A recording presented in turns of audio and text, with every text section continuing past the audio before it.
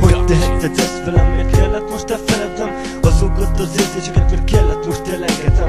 Nem értem én sem, és nem érti már senki más, csak te voltál egyedül, aki hoznod el a változást. Én értettem mindent, balba érted, szól már minden szó.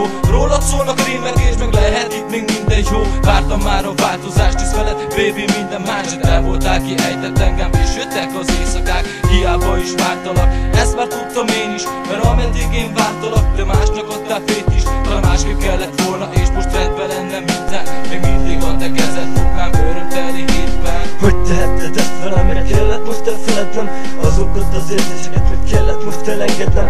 Nem értem én sem, és nem érti már senki más, csak te voltál egyedül, aki hoztad el a változást. Elmagyaráznám még egyszer, de úgy, hogy megértsd is. Én tiszta szívből szerettelek, de kiloptál engem mégis. Éreztem azt a törést, mikor legbelül égett szememből a kicsortul, ez már nem egy élet. Fekszek az ágyon, és nem jönnek a számok.